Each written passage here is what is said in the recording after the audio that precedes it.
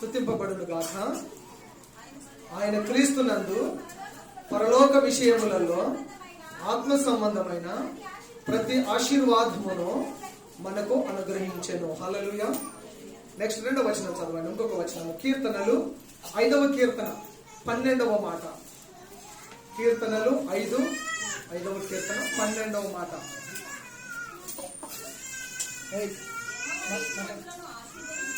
యెహోవా నీతిమంతులను ఆశీర్వదించువాడు,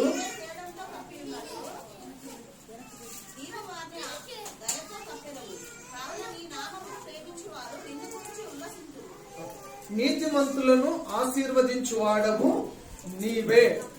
ఆత్మ సంబంధమైన ప్రతి ఆశీర్వాదమును ప్రభువు మనకు అనుగ్రహించడానికి ఇష్టపడుతున్నాడు.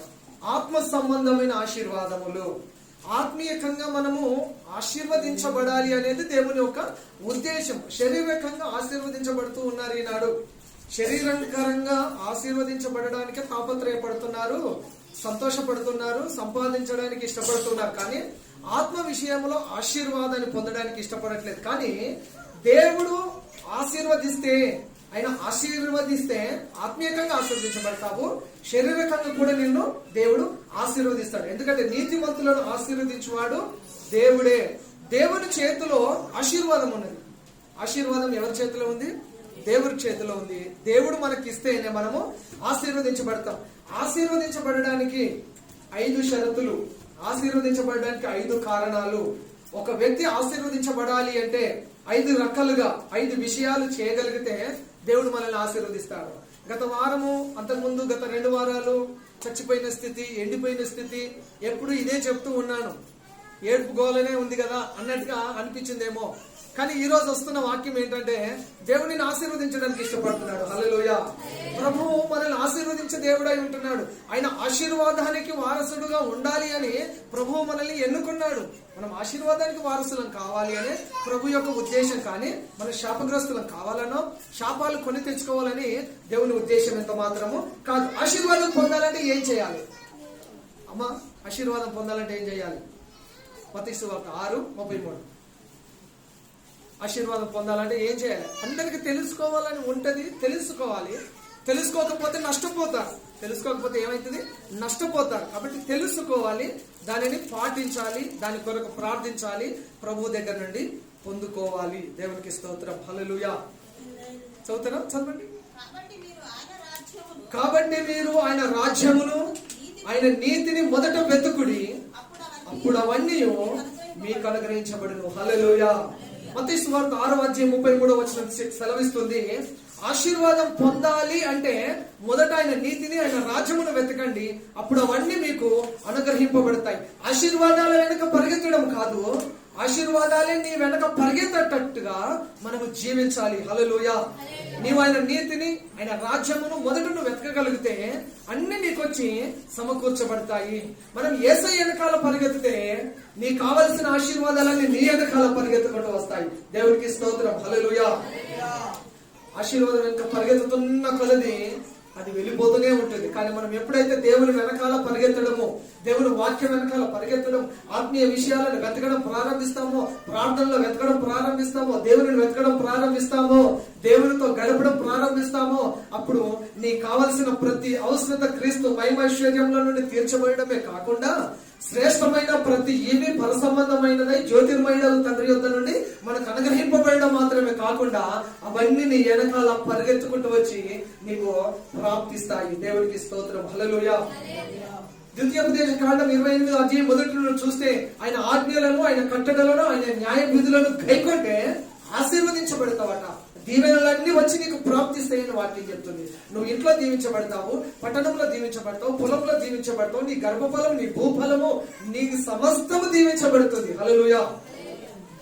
దీవించబడాలంటే ఏం చేయాలంటే దేవుని వెనకాల పడాలి. ఎవరు వెనక పడాలి? దేవుని వెనకాల పడాలి. డబ్బు వెనక పడతా ఉన్నారు.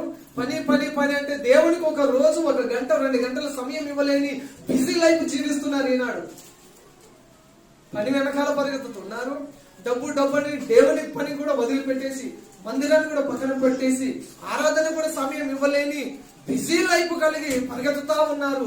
దాని వెనకాల పరిగెత్తినంత కాలము అది నీ జీవితాన్ని వ్యర్థపరుస్తూ ఉంటుంది. అది ఏనాడు కూడా నీకు దొరకదు. కానీ సీక్రెట్ ఏంటంటే మనం దేవుని వెనకాల పరిగెత్తితే నీకు కావలసినవన్నీ నీ వెనకాల క్యూ కడతాడు. హల్లెలూయా. నీ వెనకాల క్యూ కడతాడు. ఆశీర్వాదాలు పొందాలి అంటే ఏం చేయాలి? 5 విషయాలు చెప్తాను. 5,000 మీరు లెక్క పెట్టి. మొట్టమొదటిది, లోబడితే ఆశీర్వాదం అండి. చెప్తారా మీరు? లోబడితే ఆశీర్వాదం చెప్పండి. లోబడితే ఆశీర్వాదం. లోబడకపోతే చెప్పండి, అది కూడా మీరే. లోబడకపోతే శాపము, నష్టము. లోబడితే ఆశీర్వాదం ఉన్నది, లోబడకుండా ఆశీర్వాదం లేదు. అబ్రహాము లోబడ్డాడు. దేవుడు పిలిచాడు, అబ్రహామును దీవించాలి అనుకున్నప్పుడు ఊరికైనా దీవించలేదు. అబ్రహామా, నీ పట్టణాన్ని విడిచిపెట్టు, నీ కుటుంబాన్ని విడిచిపెట్టు, నీ తల్లిదండ్రులను విడిచిపెట్టు, నీ సమస్తాన్ని విడిచిపెట్టు, నేను చూపించు దేశానికి వెళ్ళాను. మారు మాట్లాడకుండా, ఎక్కడికి వెళ్ళాలో తెలియదు, మారు మాట్లాడకుండా దేవుని మాటకు లోబడి ప్రయాణం సాగాడు. ఆయన ఆశీర్వదించబడ్డాడు. ఆకాశ నక్షత్రముల వలె, ఇసుక రేణువుల వలె తన సంతానం దీవించబడింది. ఈనాడు విశ్వాసులకు తండ్రి కూర్చున్నాడండి. హల్లెలూయా. ఇదంతా ఊరికైనా వస్తుందా? మాటకు లోబడ్డాడు, దేవుని మాటకు లోబడ్డాడు. లోబడితే ఆశీర్వాదం. నీవు లోబడితే ఆశీర్వాదం. మనం లోబడగలిగితే మనకు ఆశీర్వాదాలు వస్తాయి. మనం లోబడగలిగితే మనకు ఆశీర్వాదాలు తప్పక దేవుడు ఇస్తాడు. గలతీ పత్రిక 3వ అధ్యాయం 13వ వచనం చెప్తుంది, అబ్రహాము పొందిన ఆశీర్వచనము క్రీస్తు ద్వారా మనకి ఇస్తేందుకు దేవుడు సిద్ధంగా ఉన్నాడండి. అబ్రహాం ఏ ఆశీర్వాదాన్ని పొందాడో అదే ఆశీర్వాదాన్ని ప్రభు నీకు, నాకు, మన జీవితంలో మనకు కూడా దయచేయడానికి ప్రభు సిద్ధంగా ఉన్నాడు. సమూయేలును దేవుడు పిలిచాడు. ఓ సమూయేలు అని పిలిస్తే సమూయేలు అన్నాడు, నీ దాసుడనైన నేను ఆలకించుచున్నాను, సెలవిమ్ము. నీ దాసుడనైన నేను ఆలకించుచున్నాను, సెలవిమ్ము. లోబడాలి. ఆయన నిన్ను పిలిచినప్పుడు నువ్వు లోబడాలి. ఆయన నీకేదైనా పని అప్పచెప్పినప్పుడు దానికి లోబడాలి. దేవుడు నీకేదైనా చేయమని చెప్పినప్పుడు దానికి లోబడాలి. లోబడకుండా ఆశీర్వాదాలు లేవు. హల్లెలూయా. దేవుని మాట లోబడకుండా, దేవుడు చెప్పింది చేయకుండా రాజైన సౌలు బలులు అర్పిస్తూ ఉన్నాడు. ప్రవక్త అయిన సమూయేలు వచ్చి చెప్పాడు, బలులు అర్పించడం కంటే మాట వినుట శ్రేష్టము. హల్లెలూయా. బలుల కంటే ముఖ్యము మాట వినడం శ్రేష్టము. ఏది శ్రేష్టమై అంటే లోబడము శ్రేష్టం. లోబడితే ఆశీర్వాదం, అది ఒకటోది. రెండవది, దేవుని సన్నిధిలో ఉంటే ఆశీర్వాదం. చెప్పండి. Very good. దేవుని సన్నిధిలో ఉంటే, దేవుని సన్నిధిలో లేకపోతే అది కూడా మీరే చెప్పాలి. శాపమేనా? డైరెక్ట్ శాపమేనా? దేవుని సన్నిధిలో లేకపోతే శాపము లేదా నష్టము కూడా. దేవుని సన్నిధిలో ఉండుట వలన ఆశీర్వాదం. దేవుని మందిరానికి రాకుండా ఆశీర్వాదాన్ని పొందలేవు. వచ్చి పొందుకో. ఏం చేయాలి అమ్మా? చర్చికి వచ్చి ఆశీర్వాదం పొందుకో. ఇక్కడికి రాకుండా నన్ను ఆశీర్వదించు ఎక్కడుండి ఆశీర్వదించమని అడుగుతున్నావు? ఎవరిని అడుగుతున్నావు? ఏం అడుగుతున్నావు? అసలు దేవుని సన్నిధికి వచ్చి ఆశీర్వాదము పొందు. మొదటి రాజుల గ్రంథం 17వ అధ్యాయం 1వ వచనము, అక్కడ ప్రవక్త అయిన ఏలీ అంటున్నాడు, నేను ఎవరి సన్నిధిని నిలబడి ఉన్నానో అంటున్నాడు. నేను ఎవరి సన్నిధిలో ఉన్నానో తెలుసా అంటున్నాడు. దేవుని సన్నిధిలో ఉండడము గొప్ప భాగ్యము. అదొక అదృష్టం అండి, అది ఒక ధన్యత. దేవుని సన్నిధిలో ఉండడం ఆశీర్వాదం. అది హల్లెలూయా. ఏం ఆశీర్వాదము? దేవుని సన్నిధిలో ఉండడము ఆశీర్వాదం. ఎందుకంటే ఆయన సన్నిధిలో సంపూర్ణ సంతోషము కలదు, ఆయన సన్నిధిలో సమాధానము కలదు, ఆయన సన్నిధిలో దీవెన కలదు. మోషే అంటున్నాడు, నీ సన్నిధి నాతో రాకపోతే నేను వెళ్ళను అంటున్నాడు. ప్రభు అంటున్నాడు, నా సన్నిధి నీతో కూడా వస్తుంది అని. హల్లెలూయా. నా సన్నిధి నీతో పాటు వస్తుంది. దేవుడు తన సన్నిధిని పంపకపోతే ఇశ్రాయేలీయులు ప్రయాణమే చేయలేదు. ఆయన సన్నిధిలో ఉండడము ఆశీర్వాదం. యాకోబు దేవుని సన్నిధిలో రాత్రంతా గడిపి ఆశీర్వదించబడ్డాడు. ఆశీర్వాదం ఊరికనే రాదు, దానికి కొంత ఎఫర్ట్ ఇవ్వాలి, దానికి కొంత ప్రయాస పడాలి, దానికి కొంత ప్రార్థన చేయాలి. ఊరికనే రాదు. రెండవ విషయము, దేవుని సన్నిధిలో ఉండటం వలన ఆశీర్వాదం. మూడవ విషయాన్ని గమనిద్దాం. ఆరాధించుటలో ఆశీర్వాదం ఉంది. చెప్పండి. ఆరాధించుటలో ఆశీర్వాదం. దేంట్లో ఆశీర్వాదం ఉంది? ఆరాధించడంలో ఆశీర్వాదము ఉన్నది. ఆరాధన మొదలు పెట్టింది మనం బైబిల్లో చూస్తాము. భక్తులలో దావీదు ఎన్ని కీర్తనలు పాడేవాడు, ఎంత ఆరాధన చేసేవాడు. కీర్తనల గ్రంథంలో మోస్ట్లీ కీర్తనలన్నీ ఆయనవే. ఎక్కువగా పాటలు పాడి ఆరాధన చేసింది, సితార వాయిస్తూ ఆరాధన చేసింది దావీదే. ఆరాధించడంలో ఆశీర్వాదం ఉన్నది. దావీదు అంటున్నాడు, నా కుటుంబం, నీ దాసుడనైన నా కుటుంబం నిత్యము ఆశీర్వదించబడినట్లు నా కుటుంబాన్ని నీవు ఆశీర్వదించు అని. ఆరాధిస్తే నీ కుటుంబం ఆశీర్వదించబడుతుంది. ఆరాధిస్తే మన కుటుంబాలు ఆశీర్వదించబడతాయి. ఆరాధనలో, స్తుతి ఆరాధనలో ఏముంది? ఆశీర్వాదము ఉన్నది. యెహోషాపాతు ఉన్నాడు బైబిల్లో రాజు. యెహోషాపాతు ఆరాధన చేస్తే శత్రువులు ఒకడికొకడు వాళ్ళే పొడుచుకొని చచ్చిపోయేటట్టు చేశాడండి. ఆరాధనలో అంత శక్తి ఉంది. ఆరాధనలో ఎంత శక్తి ఉంది? శత్రువులు వాళ్ళే చచ్చిపోయారండి. ఆరాధనలో అంత శక్తి ఉన్నది. యెహోషువ దేవుని స్తుతించి ఆరాధన చేస్తున్నప్పుడు, దేవుని ఆరాధన చేసి స్తుతిస్తున్నప్పుడు ఎరికో కోట గోడలు కూలిపోయాయి. హల్లెలూయా. ఎరికో కోట గోడలు కూలిపోయాయి. ఆరాధన చేస్తే ఆశీర్వాదాలు దాగి ఉన్నాయి. రూతు భర్తను కోల్పోయింది. తన జీవితమే ఏం లేకుండా పోయింది. అవమానంతో నిండి ఉంది. కానీ దేవుని వాక్యం చెప్తుంది, అవమానం వెనక ఆశీర్వాదాన్ని దాచిపెట్టాడటండి. అవమానం వెనకాల ఏం దాచిపెట్టాడు? ఆశీర్వాదాన్ని దాచిపెట్టాడు. యోబు 2 ఆశీర్వాదం పొందాడు. ఆరాధించుటలో ఆశీర్వాదము దాగి ఉన్నది. ఆరాధన అయిపోయినాక వచ్చి నన్ను ఆశీర్వదించు అంటే ఎలా? పాయింట్ కాదు. ఆరాధనలో ఆశీర్వాదం ఉందన్నప్పుడు మనము ఆ ఆరాధనలో పాల్గొనాలి. మనము ఆరాధనలు ఏకీభవించాలి. మనం ఆరాధనను చెయ్యాలి. ఆరాధన అయిపోయినాక వచ్చి ప్రభువా నన్ను దీవించయ్యా, ప్రభువా నన్ను ఆశీర్వదించాక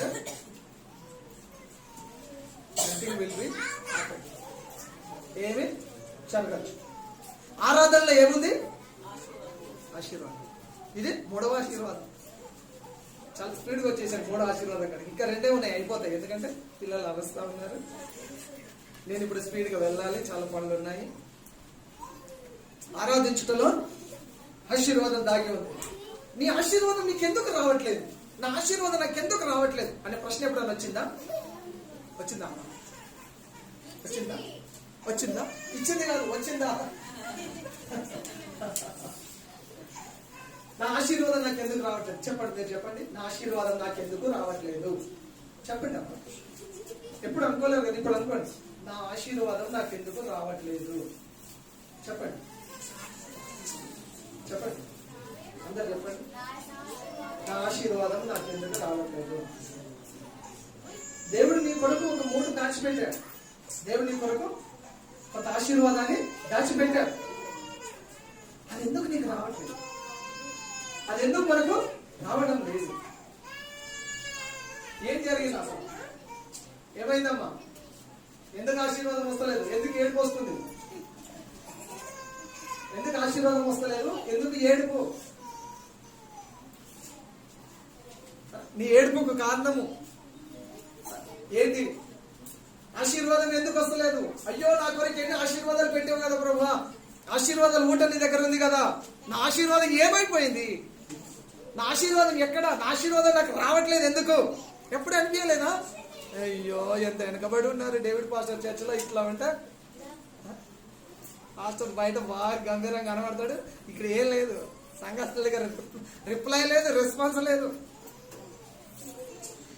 నా ఆశీర్వాదము నాకు ఎందుకు రావట్లేదు? ఓర్పు లేక. టకటక చెప్తా, గుర్తుపెట్టుకోండి. ఎందుకు వస్తలేదు తెలుసా నీ ఆశీర్వాదం? నీకు ఓర్పు లేక, ఓర్చుకొనుటలో ఆశీర్వాదం ఉంది. ఏముంది? ఓర్చుకోవడంలో ఆశీర్వాదం ఉంది. నువ్వు ఓపిక పడితే నీ ఓర్పులో దేవుడు దీవెనను దాచిపెట్టాడు. అది గుర్తుపెట్టుకో. నెక్స్ట్, స్తుతి ఆరాధన లేక, స్తుతించేవారు లేక, స్తుతులలో దేవుడు ఆశీర్వాదము పెట్టాడు. ఎక్కడుంది ఆశీర్వాదము? స్తుతులలో ఆశీర్వాదం ఉంది. స్తుతి ఆరాధన లేనందువల్ల నీ ఆశీర్వాదం నీకు రావట్లేదు. దేవుని పని చేయక. 3వ కారణం ఎందుకు నా ఆశీర్వాదం నాకు రావట్లేదంటే దేవుని పని చేయక. దేవుని పని చేస్తే ఆశీర్వాదం. ఏ ఆశీర్వాదం ఉంది? ఎక్కడుంది ఆశీర్వాదము? దేవుని పని చేస్తే ఆశీర్వాదము ఉన్నది. నెక్స్ట్, నీ నోటి మాట వల్ల నీకు ఆశీర్వాదం రావాలి. నీకు ఆశీర్వాదం రాకపోవడం కారణం నీ నోటి మాటే. అర్థమైందా? ఏమర్థమైంది? నీ నోటి మాట వల్ల ఆశీర్వాదం నీకు రావాలి, కానీ నీకు ఆశీర్వాదం రాకపోవడానికి కారణం నీ నోటి మాటే. అన్నట్టు కాదంటారా?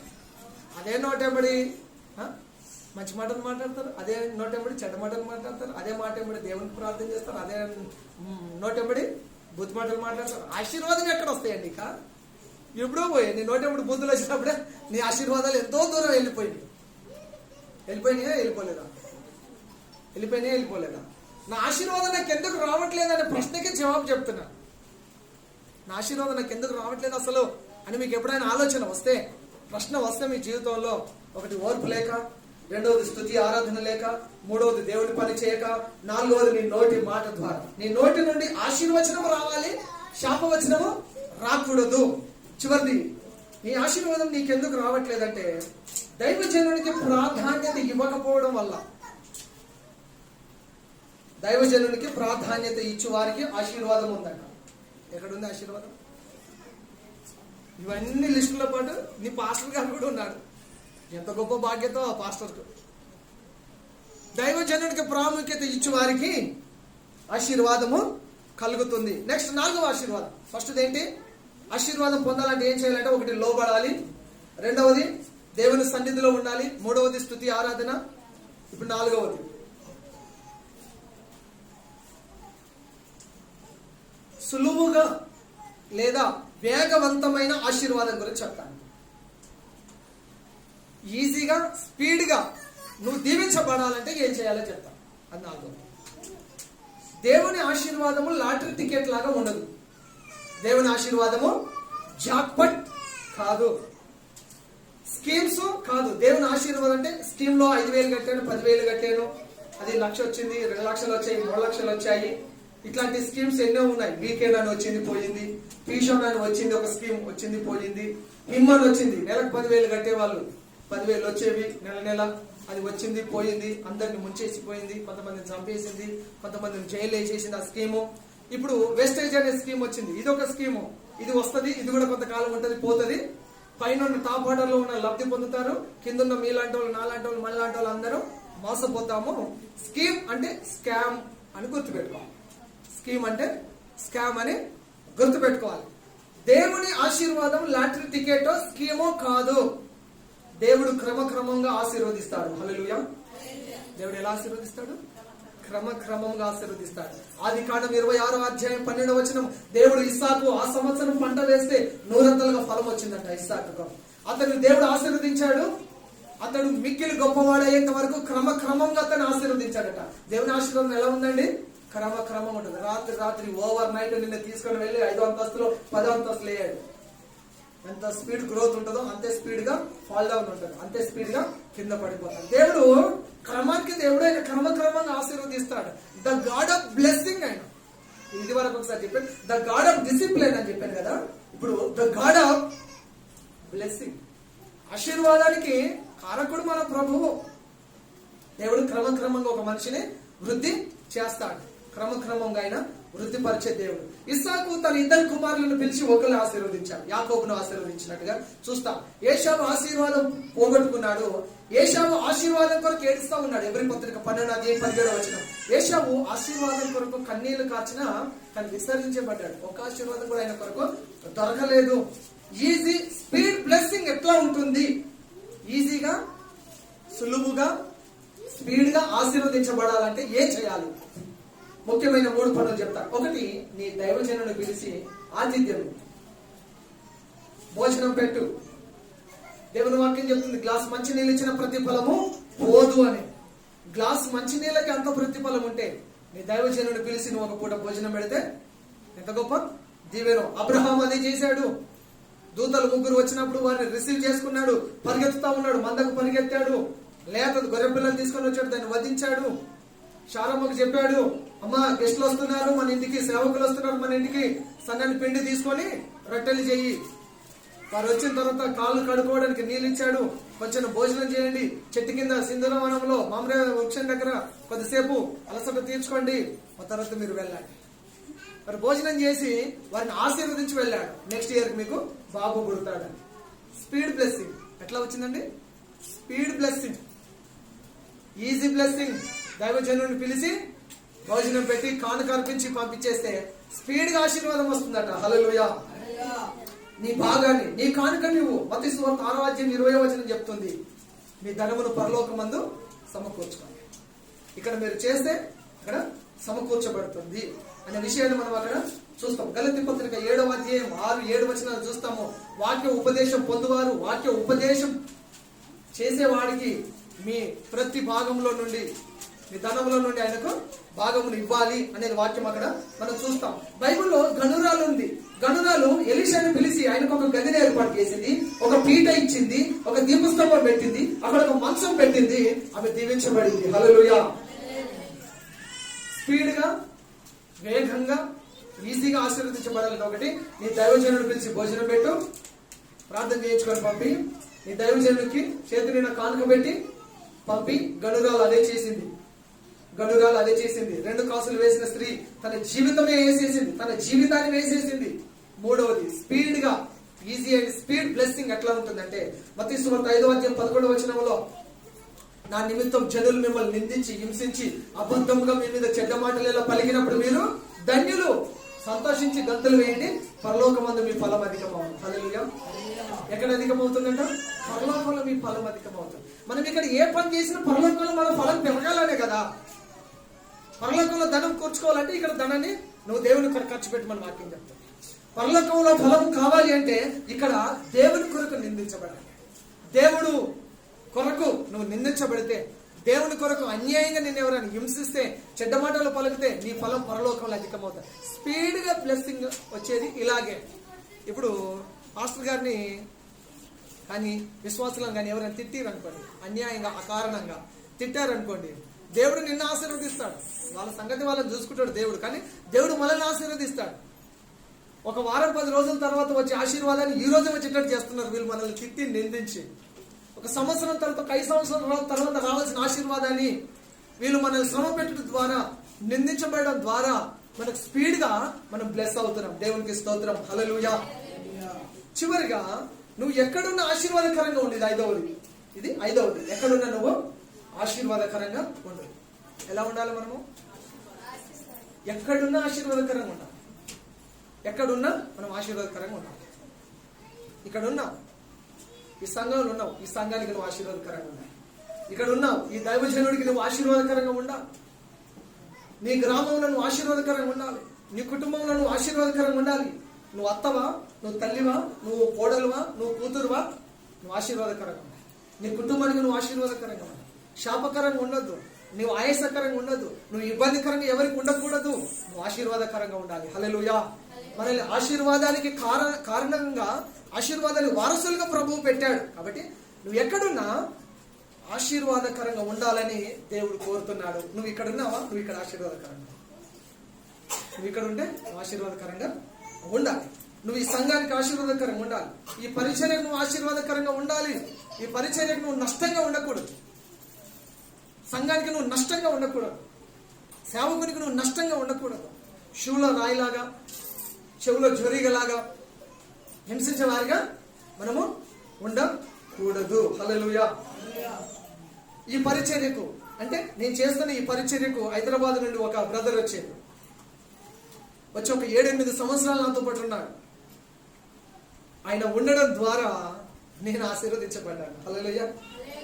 ఆయన రావడం ద్వారా నేను ఆశీర్వదించబడ్డాను. అక్కడ చర్చి కట్టగలిగాము, ఈ చర్చి కూడా కట్టగలిగాము.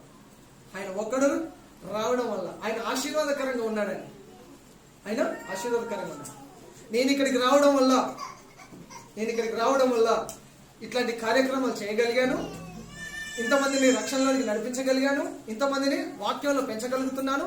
మీకు నన్ను దేవుడు ఆశీర్వాదకరంగా పెట్టాడు. మరి మీ ఆశీర్వాదం ఎక్కడ? మీరు ఎక్కడ ఆశీర్వాదకరంగా ఉన్నారు? ఎవరికి ఆశీర్వాదకరంగా ఉన్నారు? ఎలాంటి విషయాలలో మీరు ఆశీర్వాదకరంగా ఉన్నారు? ఈ ప్రశ్న మీకు. ఒక బ్రదర్ వచ్చాడు.